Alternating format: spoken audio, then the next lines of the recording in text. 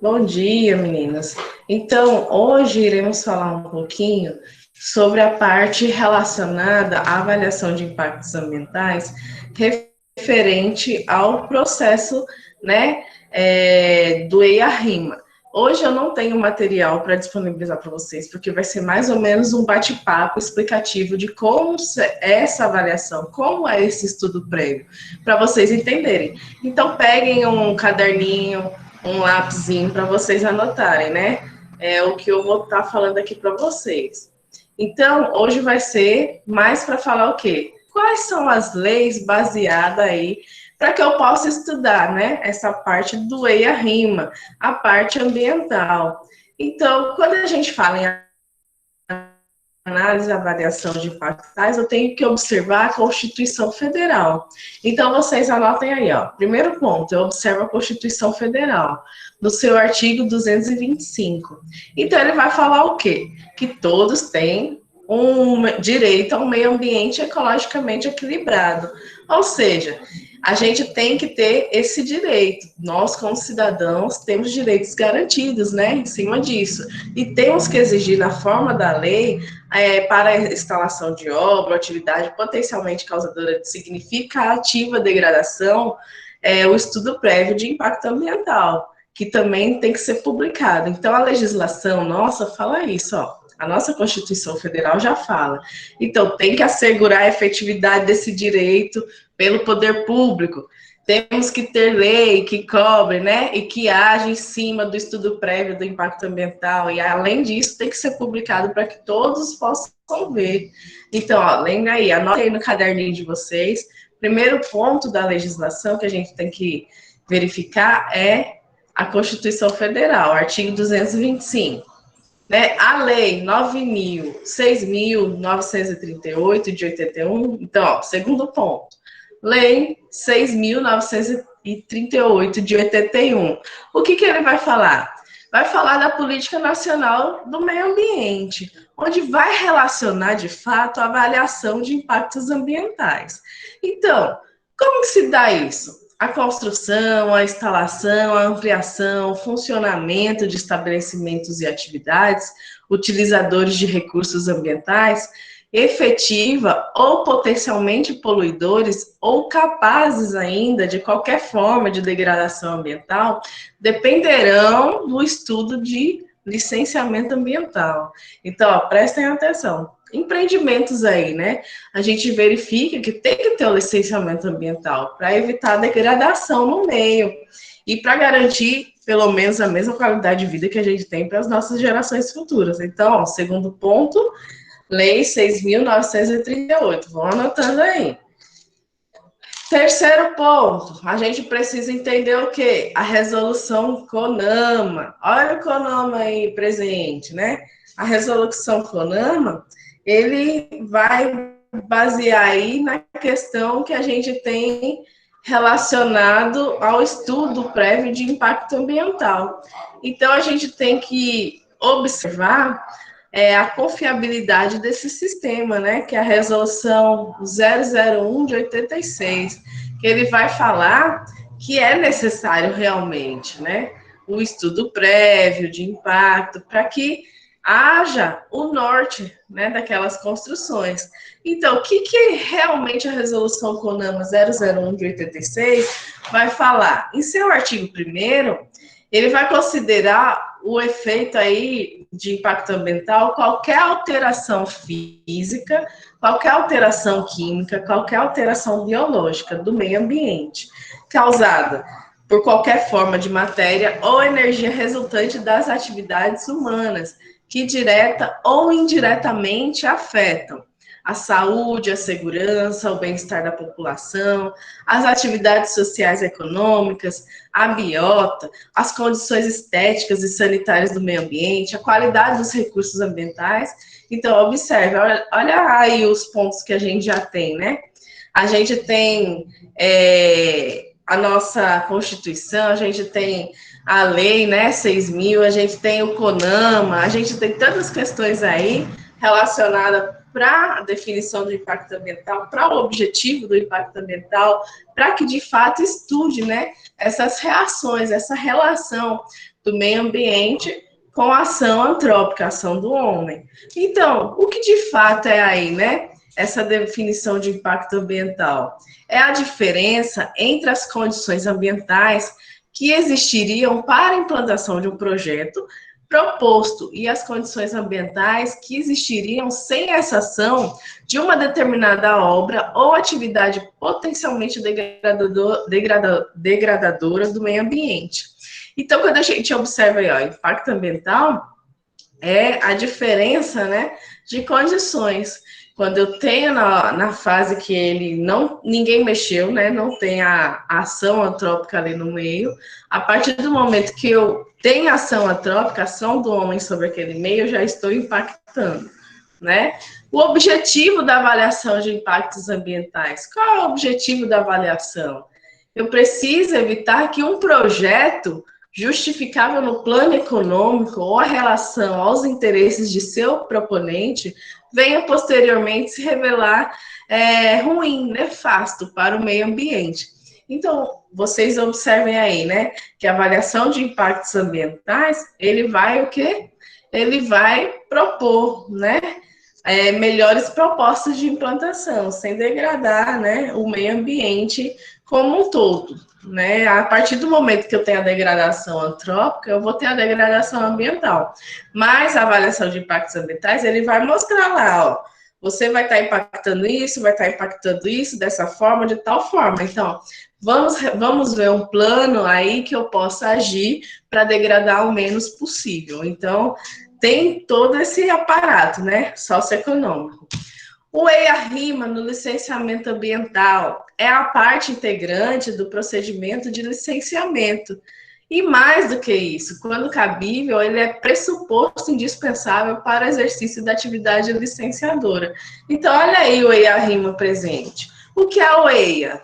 O EIA é o estudo de impacto ambiental. E o RIMA é o relatório de impacto de meio ambiente.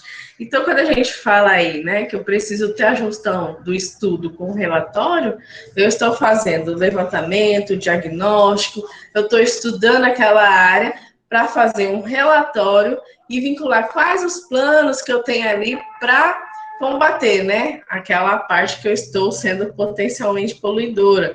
Então, em que pese vinculado ao processo de licenciamento, o EIA-RIMA, com ele não se confunde, né? A gente precisa entender que o licenciamento é exigido para toda e qualquer atividade potencialmente poluidora.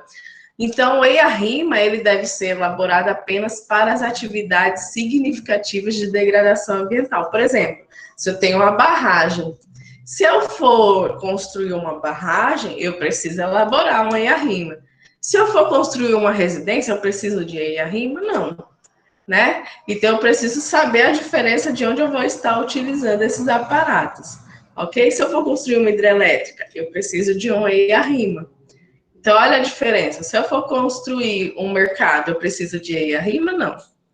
Mas eu preciso de licenciamento ambiental, né? Os documentos cabíveis ali para que eu possa estar trabalhando e operando dentro do meu aparato legal, perante a legislação, né, brasileira.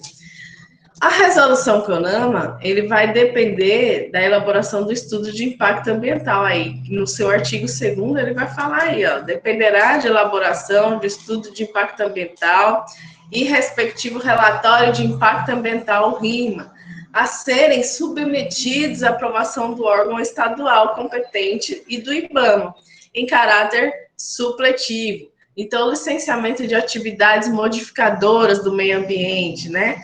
Então, ó, observem aí que no estudo de impacto ambiental, estradas de rodagem vai entrar, essas estradas que a gente vê, né, que ligam um estado e outro, um município ao outro, precisa de EIA-RIMA, ferrovias, portos, terminais de minério, petróleo, produtos químicos, aeroportos, oleodutos, gasodutos, minerodutos, troncos coletores, emissários de esgoto sanitário, né, linhas de transmissão de energia elétrica, eu preciso também de EIA-RIMA. Obras hidráulicas para exploração de recursos hídricos, como a gente acabou de falar agora, barragens, né, para fins elétricos. Então, eu preciso ter essa questão aí do EIA-RIMA. Extração de combustível fóssil, petróleo, xisto, carvão. Então, a extração de minério também, né? Olha aí a importância. Aterro sanitário, usinas de geração de eletricidade, complexos e unidades industriais e agroindustriais, como petroquímicos, siderúrgicos, cloroquímicos, destilarias de álcool, né? Os distritos industriais e zonas estritamente industriais, que são chamados AZEIs, né, que é a Zona Especial Industrial de Interesse Industrial, né?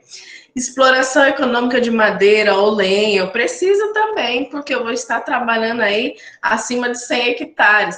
Então, eu tenho que estar fazendo estudo também, porque se eu degradar, se eu for retirar a madeira, eu tenho que analisar a espécie, se ela não é extinção. Então, eu tenho todo um estudo para também explorar a parte da extração de madeira.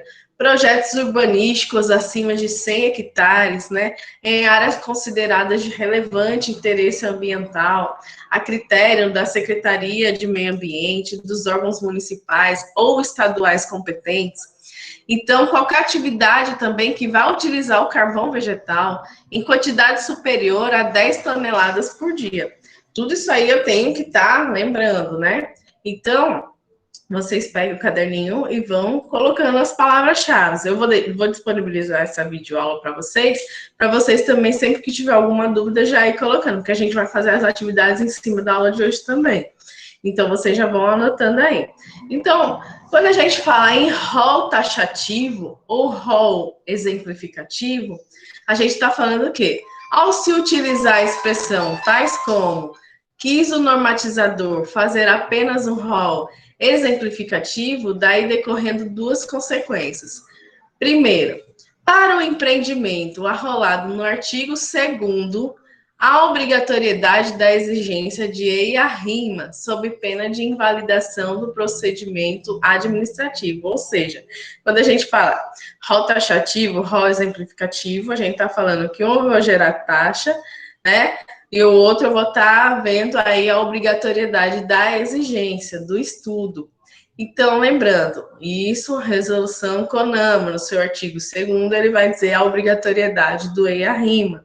Então, sempre eu tenho que estar fazendo para esses empreendimentos que eu acabei de falar.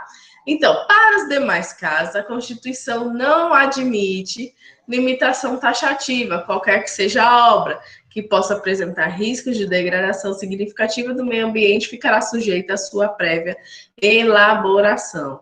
Então, a gente tem que entender aí que eu tenho que observar qualquer obra que eu esteja fazendo, tenho riscos, né, de degradação significativa. Então, eu tenho que fazer um estudo, principalmente obras de grande porte. Né? Um shopping, por exemplo. Se eu for fazer um shopping, eu tenho que olhar se eu não vou estar implantando um shopping numa área de reserva legal, numa área de proteção ambiental. Tem que fazer todo um estudo, né? Não posso fazer um empreendimento, não posso implantar um empreendimento de grande porte de qualquer forma. Então, eu tenho que analisar todas as situações ali possíveis. Quais são os elementos subjetivos do EIA-RIMA? Então, a gente precisa entender que eu tenho o proponente do projeto, né? O proponente do projeto, quem é? É aquela pessoa física ou jurídica, de direito público ou privado, né? Então, é a pessoa que está ali pensando naquele projeto. Qual é o segundo caso? Os profissionais legalmente habilitados, que são os responsáveis pela elaboração do EIA-RIMA. Então, aí, quando a gente fala, ó, eu tenho o proponente do projeto, que é a pessoa que de fato tem a demanda, que de fato é o contratante, né? Ali que está implantando, que tem o capital para implantar aquele projeto. O profissional legalmente habilitado, que é o responsável pela elaboração do estudo de impacto ambiental, do relatório de impacto de meio ambiente. Então, quando a gente fala aí que quais são os estudos do processo de licenciamento, né? Que vai ser aí, eu preciso entender que o empreendedor e os profissionais que subscrevem os estudos previstos, eles vão ser os responsáveis. Olha aí, Por quê? Eles são os responsáveis, porque eles vão se sujeitar às sanções administrativas, civis e penais. Então, lembrando que eu tenho todos esses elementos. Ó, objetivo, né, que a gente viu, o objetivo do EIA-RIMA, que é primordial aí para qualquer estudo.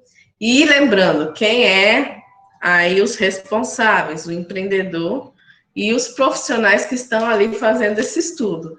Que eles, qualquer coisa que acontecer, quem vai responder? O empreendedor e o profissional que está ali à frente, né, fazendo aquele estudo. A equipe envolvida também. Não sei se vocês lembram, mas teve um caso no Rio de Janeiro, de uma ponte, né, uma ciclovia, na realidade, que foi feita na orla da praia, numa pedra, mais ou menos, né? E aí foi feito sem um estudo prévio local, sem um estudo de impacto ambiental, sem um relatório de impacto ambiental, o que aquela ciclovia iria interferir naquela localidade. Não consideraram o estudo da maré na época, não sei se vocês lembram. E aí o que aconteceu? Passavam, né, os ciclistas, até pessoas transeuntes passavam para tirar foto e tudo. Aconteceu que numa dessas passagens de ciclistas, a maré subiu, a onda veio forte e passou, né, por cima dessa ciclovia, rompendo a metade dela. Então a gente verifica, né, caiu gente no mar. E aí, será que foi feito um estudo adequado? Será que aquele projeto estava bem elaborado? Será que consideraram a maré ali, né, a alta da maré? Então, tem todo um estudo para isso, né? A partir do momento que eu vou implantar um equipamento público, eu tenho que fazer toda uma análise, um estudo naquela situação, aquele arredor, né, naquela área que eu estou implantando. A cidadania, a sociedade coletividade, que pode requerer diretamente, ou por entidade, ou pelo Ministério Público, audiência pública para debater o projeto, a resolução CONAMA 9 de 87, ela vai falar isso, né? Então, a sociedade, ela pode requerer diretamente pelo Ministério Público, através de uma audiência pública, debater o projeto. Você sabe que a gente, como cidadãos, a gente tem nossos direitos. Então, caso venha ser implantado um projeto no município, no estado, a gente pode interferir e exigir audiência pública para debater. E a obrigatoriedade do município fazer audiências públicas, assim como o Estado fazer audiências públicas para a implantação do projeto, para ver se se a sociedade estará de comum acordo, né? E no seu artigo 2º vai julgar o quê? Necessário quando for solicitado por entidade civil, pelo Ministério Público ou por 50 ou mais cidadãos, o órgão de meio ambiente promoverá a realização de audiência pública. Então, eu preciso ter aí, né, sempre a audiência pública. E olhando assim, ó, implantar um equipamento público no município sem consultar a população. Tem que consultar a população. Então, tem que ter aí 50 funcionários, 50 pessoas da entidade civil para ser considerada uma audiência pública. Então, eu tenho um número aí, né? Para também ser subjugado aí nessa obrigatoriedade. O órgão licenciador integrante aí do Sistema Nacional de Meio Ambiente, que é o chamado CISNAMA, o IBAMA, que é em nível federal, né? E a gente tem o INEMA, aqui no caso no estado da Bahia, que é o Instituto de Meio Ambiente, né? Então a gente precisa entender aí, olha, né? Eu tenho os órgãos e as entidades aí responsáveis, a Secretaria Municipal de Meio Ambiente, que são os órgãos licenciadores. Então, quando a gente fala aí, ó, eu preciso ter, lembrando que o EIA-RIMA é indispensável, né, para estudos aí de obras de grande porte, médio porte, ou que vem impactar diretamente. Como foi o exemplo desse equipamento público que eu dei exemplo agora há pouco, implantado no Rio de Janeiro. Então, precisava de um estudo de impacto de meio ambiente, precisava de um relatório de impacto ambiental, né? Então, cadê? A prefeitura colocou lá um equipamento público de ciclovia, mas não fez os estudos adequados. Então não adiantou nada, perderam-se vidas, teve prejuízo porque rompeu ali, né, a estrutura. Com certeza o material também foi de péssima qualidade. Colocaram ali um equipamento público e não consideraram quais fatores iriam influenciar naquele equipamento, como, por exemplo, colocar alguns materiais que eram de ferro, de metal. E aí, quando maré, a gente sabe que maré tem alta salinidade, a tendência é o que? Oxidar, né? Então, com essa oxidação, logicamente, iria romper. Então, a gente tem que ter todo um estudo aí, né, de engenharia, cabíveis aí para evitar o menor danos, para ter menos danos possíveis. Então, lembrando que a gente tem que observar todas as normas pertinentes, lembrem-se sempre, né? Então, a audiência pública sempre vai ser retratada nas atas, lembrem sempre, toda audiência pública ela é retratada em ata. Por quê? Vai mostrar que a sociedade participou, que a sociedade teve voz e vez naquele projeto, naquela participação. Então, tem que ter. Constituirá nulidade do ato administrativo, que poderá ser invalidada pela instância administrativa, quando mesmo deixar de conter os motivos administrativos favoráveis ou desfavoráveis ao conteúdo da ata e de seus anexos, por exemplo. Então, será nulo toda aquela reunião, toda aquela audiência pública, se na realidade o que foi constatado não está de fato adequado, né, do que foi evidenciado na reunião, na audiência, e não está de acordo com os documentos apresentados ali. Então, lembrem-se sempre disso, né? Essa questão de relatório, de estudos, de diagnóstico, sempre vai ser uma fase muito importante. Então, a descrição aí do projeto e suas alternativas tecnológicas e locacionais é muito importante também, porque eu preciso colocar o tipo de operação, as fases de construção, os materiais utilizados, a matéria-prima, a mão de obra, as fontes de energia, as emissões de resíduos, né? Os prováveis efluentes, os empregos diretos e indiretos que vão ser gerados, tudo isso aí é discutido na audiência pública também, olha aí que importante, né? E no relatório vai constatar tudo isso também. Então, é um estudo muito grande. Um estudo como esse é feito por várias pessoas. Aí tem engenheiro ambiental, engenheiro civil, aí dependendo do projeto, eu tenho engenheiro elétrico, eu tenho biólogo, eu tenho engenheiro agrônomo, eu tenho assistente social, eu tenho psicólogo, eu tenho várias entidades aí envolvidas, né? Tudo vai depender do tipo e porte do projeto. Então, lembrem-se sempre dessas questões, né? Por enquanto, a nossa aula termina aqui e espero que vocês tenham entendido, que vocês tenham colocado aí direitinho, né? Em mãos, escritos certinho os tópicos importantes, que é sempre bom lembrar direitinho para vocês. Já, Daniel, terminamos aqui. Se vocês tiverem alguma dúvida, eu vou deixar em aberto aqui para vocês. Passou rapidinho, não foi? E é interessante porque é uma aula que a gente tem que se atentar mesmo, que foi mais uma conversa, né? Para vocês entenderem direitinho como é o procedimento. E quando a gente fala, olha, aí vocês vão ter um olhar mais abrangente agora, vocês vão observar, será que aquela obra vai precisar de estudo de impacto ambiental? Vocês, quando estiverem à frente de uma empresa, quando estiverem à frente de uma obra, será que eu estou fazendo correto? Será? O que eu posso melhorar para impactar menos o meio ambiente? Qual é a fase, qual é o planejamento estratégico que eu tenho que fazer para que eu degrade menos, né? Aqui, a minha região, o meio ambiente que eu estou inserido. Então, tudo isso aí vocês agora vão ter uma noçãozinha quando estiverem aí no dia a dia de obras de vocês. Então, ó, pensem. Sempre as obras de médio, grande porte, dependendo do tipo e porte do empreendimento, eu tenho que fazer o EIA-RIMA, nunca se esqueçam disso. Lembrando que eu tenho legislações, eu tenho que observar, né?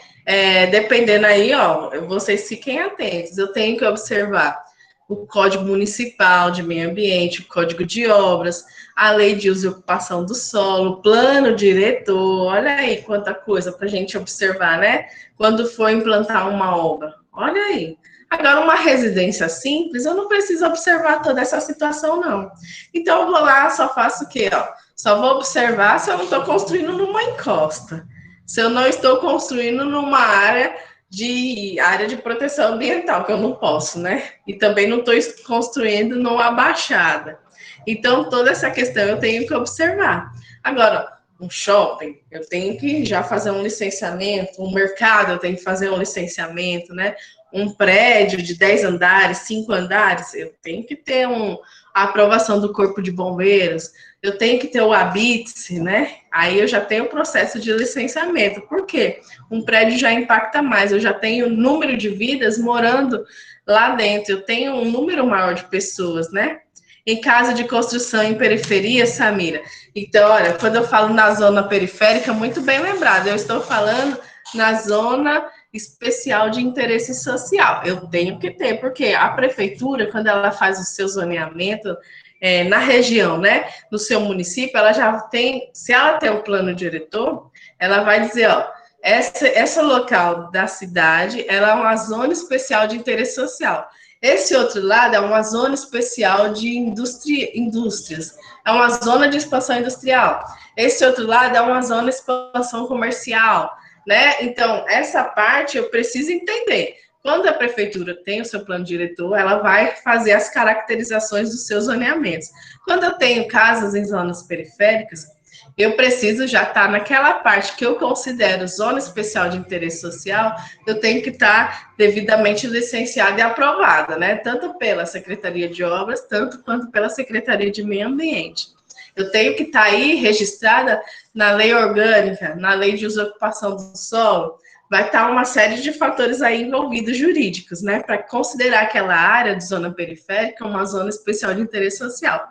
Então, eu preciso entender, ó, será que naquela parte que eu coloquei zona especial de interesse social, eu preciso de licenciamento? Eu preciso, porque com muitas vezes eu vou ter que estar jogando o meu efluente daquelas residências numa área de mata, que geralmente quando se fala zona especial de interesse social, eu tenho áreas, né, ao redor que são de matas, então eu preciso estar fazendo um licenciamento para descartar aquele efluente.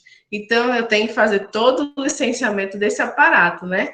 Porque eu vou ter ETs, que são estações de tratamento de esgoto, eu vou ter, muitas vezes, aí, essa questão. Então, eu preciso ter o licenciamento dessa área. Muito bem colocado, viu, Samira?